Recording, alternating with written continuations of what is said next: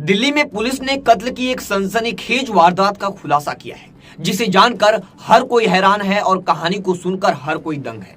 Police ने एक 23 साल के युवक की हत्या के आरोप में 4 लोगों को गिरफ्तार किया। पकड़े जाने के बाद आरोपियों ने जो कत्ल की वजह बताई वो बेहद चौंकाने वाली थी, जिसे सुनकर आप भी दंग रह जाएंगे। कत्ल का ये संगीन मामला दिल्ली के बाबा हरदास नगर का है। नमस्कार, मेरा नाम है ब्रिजेश यादव। आप सभी का स्वागत है क्रिमिनल हिस्ट्री के एपिसोड नंबर 51 में। आज फिर एक नई कहानी और एक खतरनाक कहानी लेकर हाजिर हूं। आपको बता दूं, दिल्ली की कहानी है। उस दिन दिल्ली पुलिस को खबर मिली थी कि राजधानी के मित्राऊ इलाके में खून से लथपथ एक युवक की लाश पड़ी है। इत्तला मिलते ही पुलिस की टीम फौरन मौके पर जा पहुंची और लाश को जांच पड़ताल के बाद कब्जे में ले लिया गया। यानी पुलिस पहुंची और बॉडी को अपने कब्जे में ले ली।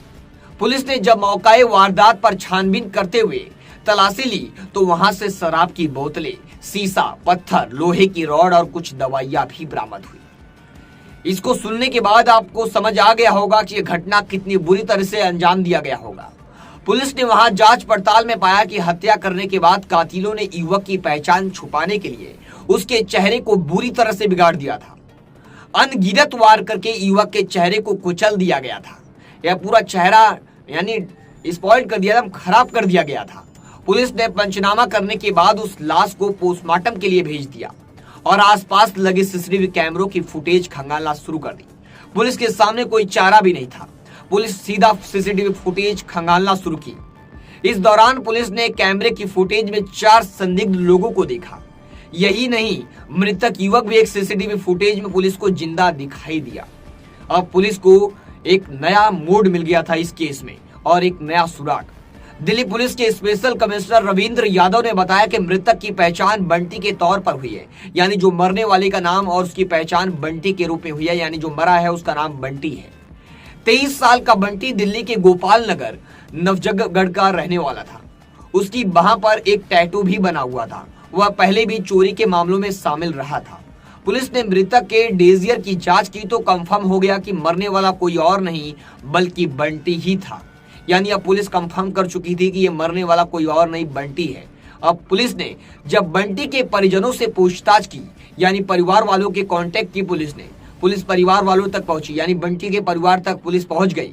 उनके परिजनों से जब पूछताछ की तो पता चला कि वो कुछ लोगों के साथ शराब पीने गया था।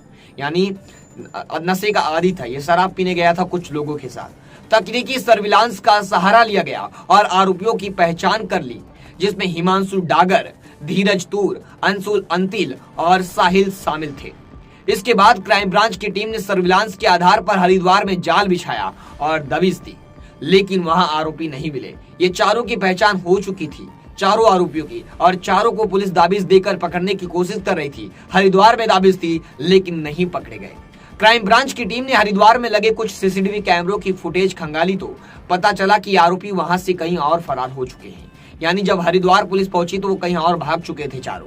पुलिस लगातार सर्विलांस के सहारे आरोपियों की तलाश में जुटी थी। तभी पुलिस की टीम को एक बड़ा सुराग मिला। तकनीकी निगरानी के आधार पर जांच टीम ने गढ़गंगा हापुड़ में जाकर जाल बिछाया और चारों आरोपियों को वहीं से दबोच लिया। अब चारों दबोचे गए।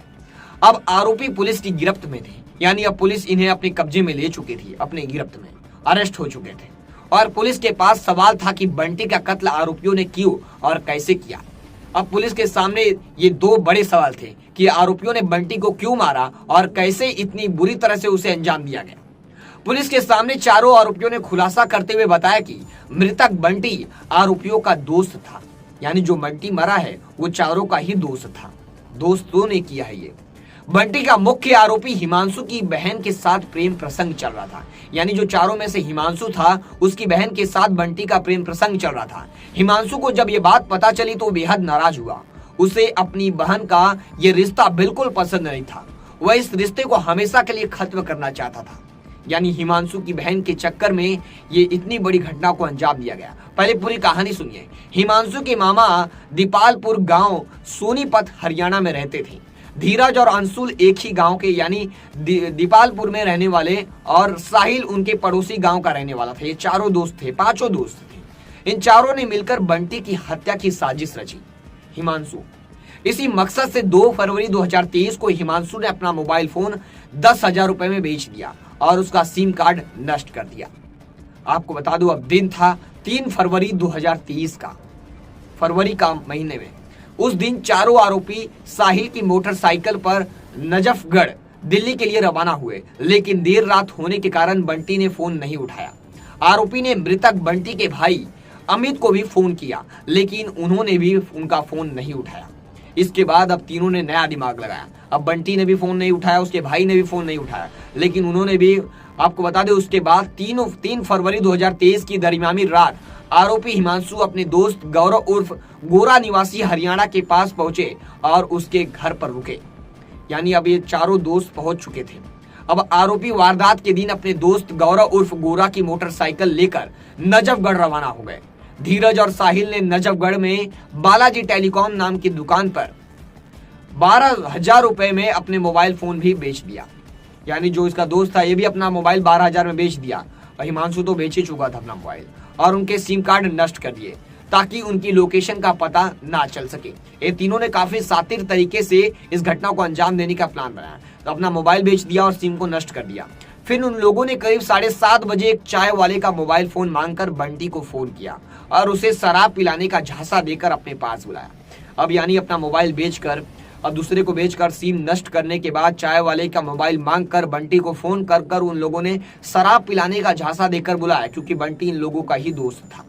फिर ये सब एक ही मोटरसाइकिल पर सवार होकर गए और उन्हें ढांसा बॉर्डर से शराब खरीदी। फिर ये सब मित्राऊ इलाके में खेत में पहुंचे और वहां बैठकर अपने चारों ने शराब पी। कुछ देर बाद साजिश के मुताबिक आरोपियों ने बंटी के साथ झगड़ना शुरू कर दिया। यानी अब झगड़ा होने लगा चारों के बीच। फिर लाठी डंडों और पत्थरों से कुचलकर बंटी को ही मौत के घाट उतार दिया। सोचिए, चारों दोस्तों ने मिलकर अपने ही दोस्त बंटी को मार डाला, क्योंकि हिमांशु की बहन के साथ उसका प्रेम प्रसंग चल रहा था। चारों दोस्तों में से ही एक दोस्त की बहन के साथ उनका अफेयर था, इसके वजह से इन लोगों ने इस कदम को उठाया। इससे पहले आरोपियों ने बंटी को शराब की टूटी बोतल से वार कर घायल कर दिया था। फिर पत्थर से उसका चेहरा कुचल कर बिगाड़ दिया। बंटी की हत्या करने के बाद उन्होंने उसका मोबाइल फोन की जांच की और उसकी प्रेमिका की पुष्टि करने के लिए उसके मैसेज पढ़े। इसके बाद सभी आरोपी मौके से भाग निकले। पहले उन्होंने बंटी का मोबाइल फोन सुहरेड़ा मोड़ पर फेंका और फिर पानीपत हरियाणा चले गए। यानी बंटी का भी मोबाइल फेंक कर इन लोगों हरियाणा रवाना हो गए। अब पुलिस लगातार इनकी खोज कर रही थी और आरोपियों की मोटरसाइकिल गुलशन ढाबे पर खड़ी थी। यानी जो ये मोटरसाइकिल लेकर गए थे अपने दोस्त की, वो मोटरसाइकिल गुलशन ढाबे पर मिल गई खड़ी हुई। फिर वह सब एक बस में सवार होकर हरिद्वार चले गए थे। उन्हें विश्वास था कि वो गंगा में अपने पाप धो सकते हैं और उनका अपराध भी अनसुलझा रहेगा।